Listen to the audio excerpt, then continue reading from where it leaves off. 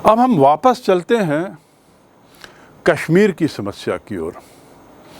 अभी हमने कश्मीर की समस्या का जो अध्ययन किया वह एक वाइडर पर्सपेक्टिव में, एक बड़े आयाम के तहत किया, लेकिन कश्मीर समस्या को थोड़ा और गहराई से समझने की ज़रूरत है। हमने जैसा जाना कि कश्मीर का मुद्दा भारत की स्वतंत्रता से ही जुड़ गया और उसके पीछे पाकिस्तान की नापाक गतिविधियां शामिल थीं। अब हम थोड़ा कश्मीर समस्या को कारण और प्रभाव के रूप में समझने की कोशिश करें। कारण और प्रभाव कश्मीर की समस्या।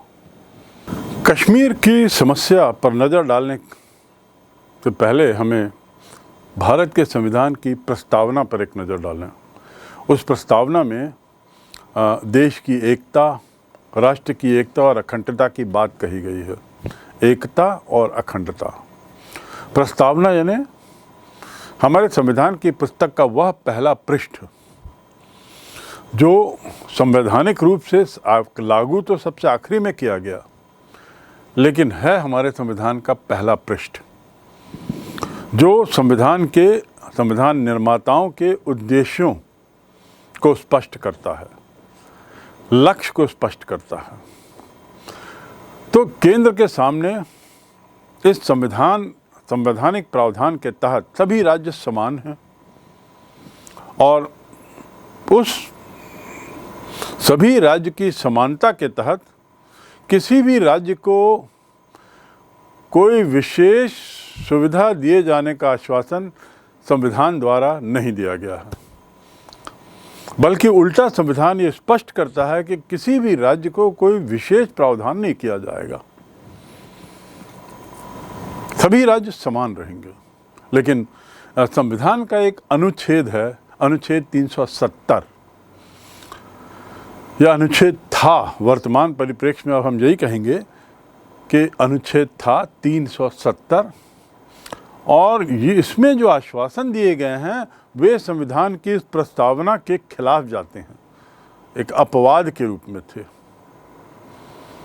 आखिर ऐसा क्यों हुआ कि किसी एक राज्य को अपवाद मानते हुए उसे कुछ विशेष अधिकार दिए गए, और फिर ऐसे क्या अधिकार दिए गए, ऐसी क्या व्यवस्था थी? इससे पहले हम आगे बढ़ें, आपको ये स्पष्ट कर दूं कि अब ये अधिकार हटा लिए गए हैं। आज से 2 वर्ष पूर्व अगस्त के माह में धारा 370 के तहत जम्मू कश्मीर को दिए गए विशेष अधिकार समाप्त कर दिए गए हैं। लेकिन कुछ ऐसी मजबूरियां थीं जिसके कारण जम्मू कश्मीर को एक विशेष दर्जा दिया गया, एक विशेष राज्य का स्तर प्रदान किया गया जो प्रस्तावना की भावना के खिलाफ था। और इसी विशेष राज्य के दर्जे के तहत जम्मू कश्मीर को कई मामलों में कुछ उन्मुक्तियां थीं, कुछ विशेष अधिकार थे। स्वतंत्रता से पहले भारत में 2 तरह की राजनीतिक व्यवस्था थी, एक जहां ब्रिटिश कानून लागू था और दूसरा जहां देशी नरेशों का शासन था। ये तो आपको मालूम ही है। ब्रिटिश कानून जहां लागू था वो एक तरह का क्षेत्र था, वहां एक तरह की राजनीतिक व्यवस्था थी, और देशी नरेशों का जहां शासन था, रियासतें, वहां पर एक अलग तरह की व्यवस्था थी। इस प्रकार 2 तरह के राज्यों का अस्तित्व था, और वह अस्तित्व तत्कालीन ब्रिटिश सरकार के अनुसार संवैधानिक रूप से दिया गया था। भारत की स्वतंत्रता की औपचारिक घोषणा होती है और उसके बाद 14 अगस्त 1947 तक भारत संघ, पाकिस्तान या अपना स्वतंत्र अस्तित्व बनाए रखने का इन रियासतों को एक मौका मिलता है। उनको पूछा जाता है, उनको इस बात की स्वतंत्रता दी जाती है कि वो भारत संघ में शामिल हों, संघ यानी यूनियन, या पाकिस्तान में शामिल हो या अपना स्वतंत्र अस्तित्व बनाए रखें। 15 अगस्त 47 तक कश्मीर के तत्कालीन राजा जो डोगरा समुदाय के थे। उनका नाम था राजा हरि सिंह। जैसा मैंने पहले बताया, इन्होंने न भारत में मिलने की मंशा दिखाई और न पाकिस्तान में विलय की मंशा दिखाई। परिणामतः कश्मीर के संबंध में कोई स्पष्ट रूपरेखा सामने नहीं आ पाई 15 अगस्त 1947 तक, जहां मैंने आपको बताया कि 5 जुलाई 47 को स्वतंत्र विभाग बना, एक राज्य निर्माण विभाग, जिसके तहत सरदार पटेल को ये जिम्मेदारी दी गई कि वो सबका राज्यों का विलय करें। ये 5 जुलाई से प्रक्रिया शुरू हो गई थी, लेकिन राजा हरि सिंह किसी तरीके से इसको टालते रहे और निर्णय नहीं दिया। ना उन्होंने किसी तरह के एग्रीमेंट पे दस्तखत किए, ना विलय की कोई बात की। तो 15 अगस्त को क्या स्थिति थी? कश्मीर का मामला अधर में था, कोई स्पष्ट रूपरेखा नहीं थी। और यहीं से शुरुआत होती है कश्मीर समस्या की। कश्मीर के राजा हरि सिंह जो इस संबंध में कुछ निर्णय नहीं लेते हैं, तो परिणाम क्या होता है कि कुछ अलगाववादी शक्तियां, कुछ प्रतिक्रियावादी शक्तियां, कट्टरवादी शक्तियां जम्मू एंड कश्मीर में अपना दावा पेश करना प्रारंभ करती हैं। हरि सिंह की इस कमजोरी का फ़ायदा उठाते हुए कुछ अवांछित तत्व, कुछ ऐसे लोग फ़ायदा उठाने की कोशिश करते हैं जिन्हें हम अलगाववादी कह सकते हैं, या प्रतिक्रियावादी कह सकते हैं, या कट्टरवादी कह सकते हैं। 24 अक्टूबर 1947 को उत्तर पश्चिम सीमा प्रांत, वहाँ से कबायली आते हैं, पाकिस्तानी सेना के साथ वे कश्मीर पे हमला करते हैं। कबायली आगे बढ़ जाते हैं और श्रीनगर की सीमा पे पहुंच जाते हैं। उनके साथ इस काम में स्थानीय लोग थे, आक्रमण करने में, कब्जा करने में स्थानीय, जिन्हें हम कह सकते हैं अलगाववादी तत्व थे, और उन्होंने पूरी मदद की। वो नहीं चाहते थे कि भारत में शामिल हों या किसी अन्य तरह से हम अपनी स्वतंत्रता खो बैठें, अपना अस्तित्व खो बैठें। तो कबायली आगे बढ़ते जाते हैं और जैसा मैंने पहले बताया, श्रीनगर से लगभग 1.5 किलोमीटर पहले तक पहुंच जाते हैं सफलतापूर्वक, और रास्ते में कोई उनका विरोध नहीं कर पाता, क्योंकि हरि सिंह की स्वयं की कोई ऐसी विशेष सेना नहीं थी, और थी तो वो इस बात के लिए तैयार नहीं थी। ये तो औचक हमला हुआ था और भारतीय सेना कश्मीर सेना की मदद कर नहीं सकती थी उस समय, क्योंकि कश्मीर भारत का अंग नहीं बना था। आधिकारिक रूप से उसने किसी तरीके से संधि पर हस्ताक्षर नहीं किए थे। जब श्रीनगर की सीमा तक 1.5 किलोमीटर पहले तक ये कबायली पहुंचते हैं, तब राजनीतिक स्थिति को हरि सिंह भांपते हैं और उनको लगता है कि अब मामला नियंत्रण से, कंट्रोल से बाहर जा रहा है।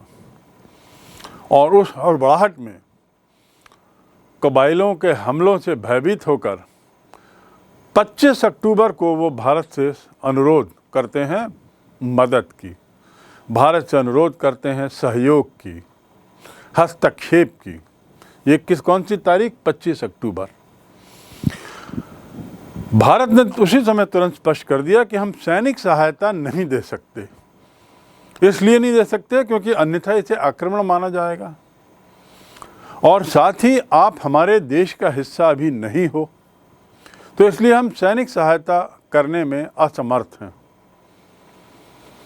तकनीकी कारण बताते हुए तत्कालीन भारत सरकार के प्रवक्ता ने हरि सिंह को किसी तरह की सैनिक मदद देने से इनकार कर दिया। जवाहरलाल नेहरू के विशेष दूत के रूप में वीपी मेनन हरि सिंह से मिलते हैं। यह सब घटनाक्रम एक के बाद एक बड़ी तीव्र गति से चल रहा है। तो पंडित जवाहरलाल नेहरू के जो दूत के रूप में, उनके एम्बेसडर के रूप में वीपी मेनन राजा हरि सिंह से मिलते हैं और कहते हैं कि भारत एक गुट निरपेक्ष राज्य है और वह किसी भी स्थिति में सैनिक कार्रवाई नहीं कर सकता, खासकर अपने सीमा क्षेत्र में अतिक्रमण की स्थिति में ही सैनिक कार्रवाई कर सकता है। यदि भारत की सीमा पर अतिक्रमण होता है तो हम सैनिक कार्रवाई करेंगे, पर चूंकि कश्मीर भारत का हिस्सा नहीं है, आपने कश्मीर को अभी भारत में नहीं शामिल किया है, तो हमारे द्वारा किसी भी तरीके की सैनिक कार्रवाई करना एक अतिक्रमण माना जाएगा दुनिया की नज़र में, अन्य देशों की नज़र में। और कल को शायद आप भी कह दो कि भारत ने अतिक्रमण किया है, तो इसलिए हम ऐसा नहीं कर पाएंगे। और ऐसा कहते हुए वीपी मेनन ने, पंडित जवाहरलाल नेहरू ने भारत की गुट निरपेक्ष नीति का हवाला दिया। ये गुट निरपेक्षता क्या है, इसके लिए आपको राजनीति विज्ञान के अन्य अध्याय की ओर जाना पड़ेगा, जिसका शीर्षक गुट निरपेक्षता है। अंत में 26 अक्टूबर यानी अगले दिन Hari Singh instrument of accession पर हस्ताक्षर करते हैं, विलय पत्र पर हस्ताक्षर करते हैं। अर्थात 26 अक्टूबर को हरि सिंह भारत में कश्मीर के विलय को स्वीकृति प्रदान करते हैं। और इस विलय का जो दस्तावेज था, इंस्ट्रूमेंट ऑफ एक्सेशन, 27 अक्टूबर 47 को भारत के गवर्नर जनरल या वाइस रॉय जो उस समय थे, लॉर्ड माउंटबेटन, उनको दिखाया जाता है, उनको पेश किया जाता है और उनकी सहमति ली जाती है।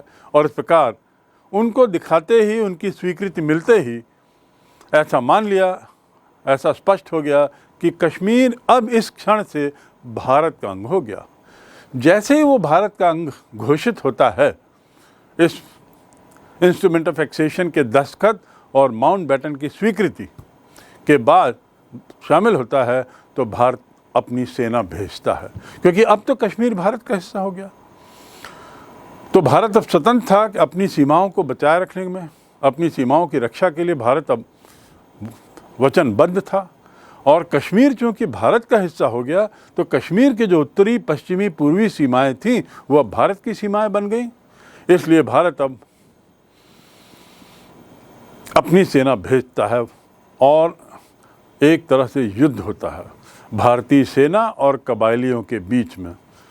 ये युद्ध के रूप में बदल जाता है।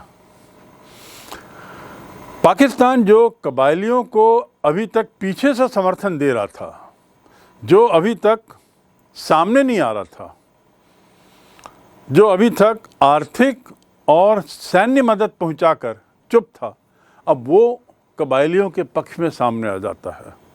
क्योंकि पाकिस्तान तो ये न के प्रकारेण चाहता था कि कश्मीर उसका हिस्सा बने, उसके देश का हिस्सा बने। युद्ध को लंबा जब खींचते हुए देखा, तो भारत ने सुरक्षा परिषद में मामला उठा दिया। युद्ध को लंबा बढ़ते देख भारत सरकार ने यह मामला अंतर्राष्ट्रीय मंच, संयुक्त राष्ट्र संघ, उसकी सुरक्षा परिषद में यह मामला रख दिया और मांग की कि वो पाकिस्तान को निर्देश दे कि कश्मीर से घुसपैठियों को निकाले, कश्मीर के घुसपैठियों को मदद करना बंद करे और भारत की भूमि पर अतिक्रमण न करे। कश्मीर की भूमि तो अब भारत की भूमि थी, कश्मीर की सीमाएं तो अब भारत की बाहरी सीमाएं थी, उत्तरी सीमाएं थी, पश्चिमी सीमा थी। तो भारत ने प्रतिवाद करते हुए सुरक्षा परिषद पे से अनुरोध किया कि वो पाकिस्तान को वार्न करे, पाकिस्तान को चेतावनी दे और इसे मजबूर करे कि वो किसी तरह की सैन्य मदद कबायलियों को ना करे, अपने घुसपैठियों को बुलाए। ये तो हुआ एक कदम भारत की ओर से। भारत ने जैसे ही वहाँ मामला रखा, पाकिस्तान ने उसका उत्तर दिया और उसने कहा कि भारत में विलय को वह स्वीकार नहीं करता, कश्मीर के विलय को वो स्वीकार नहीं करता, क्योंकि यह विलय धोखेबाजी में, हिंसा के माहौल में किया गया है। और धोखेबाजी से इसका अर्थ था कि भारत ने राजा हरि सिंह की विवशता का फ़ायदा उठाते हुए उनसे इंस्ट्रूमेंट ऑफ एक्सेशन पे दस्तखत कराए हैं। और ऐसी स्थिति में हम कश्मीर के विलय को उचित नहीं मानते, मान्यता नहीं देते। पाकिस्तान द्वारा भारत के पक्ष को नकारना, पाकिस्तान द्वारा भारत को धोखेबाज कहने का प्रयास करना और मामला बढ़ते देख सुरक्षा परिषद निर्णय लेता है कि वहाँ पर युद्ध विराम लागू हो। 1 जनवरी 1949, देखिए सन 47 से घटनाक्रम चल रहा है। 24 अक्टूबर 47, 25 अक्टूबर 47, 26 अक्टूबर, 27 अक्टूबर और उसके बाद विलय की बात और फिर उसके बाद घटनाक्रम चलते रहता है। और जो कबायली और भारतीय फौज के बीच में जो एक तरीके से द्वंद्व चल रहा था वो अब युद्ध में बदल जाता है और युद्ध लंबा होते देख हम मामला संयुक्त राष्ट्र संघ ले जाते हैं। संयुक्त राष्ट्र संघ पाकिस्तान के जवाब में ये निर्णय लेता है कि युद्ध विराम लागू हो 1 जनवरी 49 से। युद्ध विराम का अर्थ क्या होता है? युद्ध विराम का अर्थ होता है कि जिस क्षण से युद्ध विराम घोषित हो उस क्षण में जो फौज जहां है वह यथावत बनी रहे, यानी कोई भी फौज अब उससे उस रेखा से आगे ना बढ़े जहां पर वो खड़ी हैं।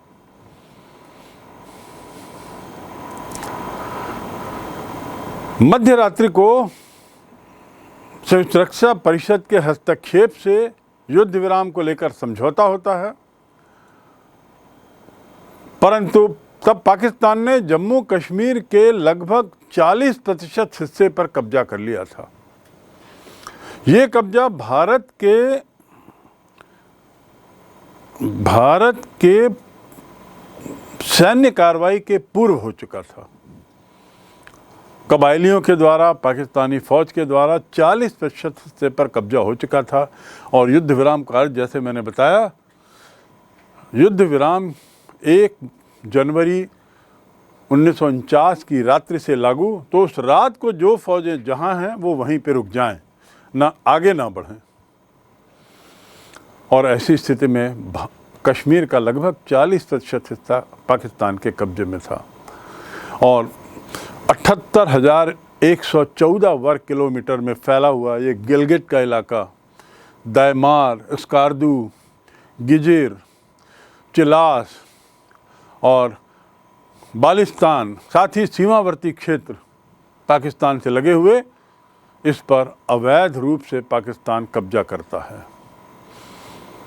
युद्ध विराम के तहत पाकिस्तान द्वारा अधिकृत कश्मीर जो उसने कब्जा किया हुआ था उसे वो आज़ाद कश्मीर का नाम देता है, आज़ाद कश्मीर, जबकि भारत इसे पाक ऑक्यूपाइड कश्मीर कहता है, यानी पाक अधिकृत कश्मीर। तो आपको ये समझना होगा कि आज़ाद कश्मीर किसे कहते हैं, किस क्षेत्र को, जिसमें गिलगित, दैमार, स्कार्दू, गिजिर और चिलास, बालिस्तान, साथ ही कुछ पाकिस्तान से लगे हुए क्षेत्र शामिल हैं आज़ाद कश्मीर में। उसे आज़ाद कश्मीर क्यों कहा जाता है? क्योंकि पाकिस्तान ने उसे भारत से ले लिया है, एक तरीके से आज़ाद कर दिया है, तो इसलिए उसे आज़ाद कश्मीर कहता है। लेकिन भारत उस क्षेत्र को क्या कहता है? पाकिस्तान ऑक्यूपाइड कश्मीर, पाक अधिकृत कश्मीर। संयुक्त राष्ट्र संघ द्वारा चूंकि जहां हैं जैसे हैं की स्थिति में युद्ध विराम लागू किया गया, इसीलिए उसे नियंत्रण रेखा मान लिया गया। जहां हैं जैसे हैं वैसे ही रहें, यथावत रहें, तो उसे अब नियंत्रण रेखा बना लिया गया, लाइन ऑफ कंट्रोल कहा गया। उस समय समस्या को बाद में आपसी बातचीत से हल करने की बात की गई, परंतु बाद में ये आपसी बातचीत के कई प्रयास निरर्थक साबित हुए। परिणाम क्या कि आज भी कश्मीर मुद्दा भारत और पाकिस्तान के बीच में विवादित मुद्दा बना हुआ है। तो सुरक्षा परिषद के द्वारा युद्ध विराम किया जाना, उस समझौते को भारत और पाकिस्तान द्वारा स्वीकार करना और 1 जनवरी 1949 में जो स्थिति थी उस स्थिति को जहां जैसे थे वैसे रहने का आदेश को मान लेना, एक तरीके से इसने समस्या को और बढ़ा दिया है। क्योंकि इस समझौते के तहत द्विपक्षीय बातचीत के माध्यम से समस्या को सुलझाने की बात की गई थी, लेकिन आज तक कितने ही दौर हो चुके हैं लेकिन बातचीत से कोई हल नहीं निकला। उल्टा कश्मीर समस्या ने कई युद्धों को भी जन्म दिया है। कश्मीर समस्या ने कश्मीर के मुद्दे को अंतर्राष्ट्रीय मुद्दा बना दिया है। शीत युद्ध का अखाड़ा बना दिया था जब शीत युद्ध का काल था 1990 तक, और वो मुद्दा आज भी बना हुआ है। शीत युद्ध समाप्त हो गया, लेकिन कश्मीर की समस्या और गहराती चली जा रही है। युद्ध की समाप्ति के बाद, यानी युद्ध विराम के बाद, विलय संबंधी औपचारिक कार्रवाई भारत के द्वारा की गई राजा हरि सिंह के साथ। भारत अपने विलय के जो बिंदु थे विभिन्न, उनको लागू करने में लगा रहा, और राजा हरि सिंह की सहायता के लिए 1947 में जम्मू कश्मीर में शेख अब्दुल्ला को जम्मू कश्मीर का प्रधानमंत्री बनाया गया। टाइटल तो प्रधानमंत्री का दिया गया, वैसे वो मुख्यमंत्री ही समझिए आप, लेकिन प्रधानमंत्री का टाइटल उन्हें दिया गया। और किस लिए? हरि सिंह की मदद के लिए। एक लोकतांत्रिक प्रक्रिया के तहत शेख अब्दुल्ला की सरकार आती है और उन्हें प्रधानमंत्री बनाया जाता है, और जम्मू कश्मीर के संविधान को बनाने के लिए एक संविधान सभा की नियुक्ति की जाती है। अलग से एक संविधान सभा अलग बनाई जाती है, गठित की जाती है। राजा हरि सिंह के समर्थक एवं निर्वाचित संविधान सभा द्वारा शेख अब्दुल्ला के नेतृत्व में फरवरी 54 को भारत में जम्मू कश्मीर के विलय की पुष्टि भी हो जाती है। कब? 1954 में, फरवरी 1954 में। अब शेख अब्दुल्ला के द्वारा, जो हरि सिंह के प्रधानमंत्री थे, नेशनल कॉन्फ्रेंस के मुखिया थे, जम्मू कश्मीर के सर्वमान्य नेता भी थे, वे भी अब जम्मू कश्मीर के विलय की पुष्टि कर देते हैं, भारत में विलय की। और 26 जनवरी 57 को जम्मू कश्मीर में संविधान सभा द्वारा निर्मित, वहाँ की संविधान सभा द्वारा निर्मित एक नए संविधान, एक कश्मीर का संविधान लागू होता है। 7 अक्टूबर 1949 को भारतीय संविधान सभा द्वारा जम्मू कश्मीर के संबंध में अनुच्छेद 370 के रूप में एक इंटरिम व्यवस्था की गई थी। इंटरिम मतलब फॉर द टाइम बीइंग, संक्रमणकालीन व्यवस्था। मैंने आपको पूर्व में बताया था अंतरिम सरकार, तो ये भी एक व्यवस्था थी, अंतरिम व्यवस्था थी, कुछ समय तक के लिए, जब तक कि स्थायी हल ना निकल जाए। और ये 370 धारा जो 2 वर्ष 3 वर्ष पूर्व हटाई गई और बहुत चर्चा में थी, क्योंकि वो भारत की प्रस्तावना के खिलाफ थी। ये वाली धारा को लागू कब किया गया? तारीख याद रखेंगे, 7 अक्टूबर 1949 को। लेकिन 7 अक्टूबर 1949 को लागू होने पर भी यह एक अंतरिम व्यवस्था ही थी, क्योंकि कश्मीर का भारत में विलय पूर्ण तरीके से नहीं हो पाया था, औपचारिकता शेष थी, तो इसलिए ये व्यवस्था की गई थी। भारत पूरी तरह से विलय नहीं हो कश्मीर को राजा हरि सिंह पूरी तरह से भारत में अभी तक दे नहीं पाए थे, जो भी कारण रहे हों। पर सच्चाई ये है कि ये जो व्यवस्था 370 की गई थी, ये कुछ समय के लिए थी, तत्कालीन स्थितियों से निपटने के लिए थी, और इस उपबंध की व्यवस्था 370 के तहत एक टेम्पररी व्यवस्था थी। इस अनुच्छेद के खंड 3 में, ये जो आर्टिकल 370 है, उसके खंड 3 में साफ लिखा हुआ है कि जम्मू कश्मीर की संविधान सभा की सिफारिश पर राष्ट्रपति इस अनुच्छेद के प्रवर्तन में न रहने की घोषणा कर सकते हैं। जहाँ एक और आपने ये बात समझ ली अच्छी तरह कि धारा 370 जो 1949 में लागू की गई, वह एक अंतरिम उपाय था, फॉर द टाइम बीइंग उपाय था। वहाँ आपको ये भी समझना जरूरी है कि इसी धारा में एक प्रावधान है खंड 3 के तहत, जिसमें स्पष्ट है कि जम्मू कश्मीर की संविधान सभा के सिफारिश पर राष्ट्रपति इस अनुच्छेद के प्रवर्तन में न रहने की घोषणा कर सकेगा। अर्थात 370 धारा को हटाने के लिए वहाँ की संविधान सभा या वहाँ की जो आप कह सकते हैं विधानसभा, वो राष्ट्रपति को अनुरोध करेगी, सिफारिश करेगी, तो राष्ट्रपति इस धारा को हटा सकते हैं। दुर्भाग्यवश जम्मू कश्मीर का भारत में औपचारिक विलय तो हो गया, उस औपचारिक विलय की प्रक्रिया भी पूरी हो गई। विधानसभा,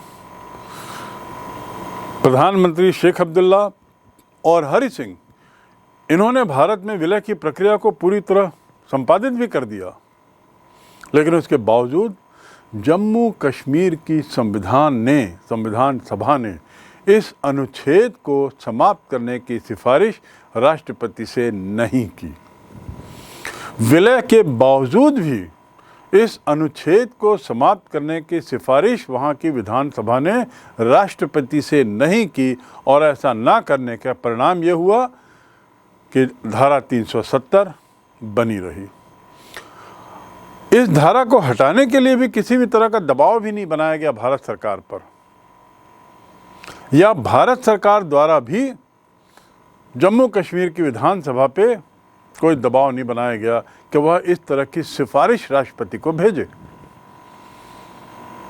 इससे क्या होता है, समस्या और गहराती है। एक और भारत का अंग बन गया है जम्मू कश्मीर, एक और भारत के संविधान और उसकी प्रस्तावना के पालन के लिए वह जम्मू कश्मीर वचनबद्ध है। दूसरी ओर जम्मू कश्मीर को कुछ विशेष अधिकार धारा 370 के तहत मिले हुए वे जारी हैं। परिणाम कि ये जो संक्रमणकालीन, ये जो अंतरिम उपबंध, ये जो तत्कालीन व्यवस्था जो की गई थी कुछ समय के लिए, जिसके तहत जम्मू कश्मीर को राष्ट्रीय एक विशेष राज्य का दर्जा मिलता है, आज तक या 2-3 वर्ष पूर्व तक वह दर्जा मिला हुआ था। विशेष राज्य का दर्जा भारत में पूर्णतः विलय होने के बाद भी जम्मू कश्मीर को मिला हुआ था, क्योंकि धारा 370 को हटाने का प्रस्ताव जम्मू कश्मीर की विधानसभा द्वारा राष्ट्रपति को भेजना था, जो उसने नहीं किया, और भारत सरकार भी किसी कारणवश जम्मू कश्मीर विधानसभा पर ये दबाव नहीं बना पाई कि वह इस प्रस्ताव को राष्ट्रपति को भेजे ताकि 370 की धारा हटाई जा सके। ये धारा अंततः वर्तमान केंद्र सरकार द्वारा 3 वर्ष पूर्व हटाई गई।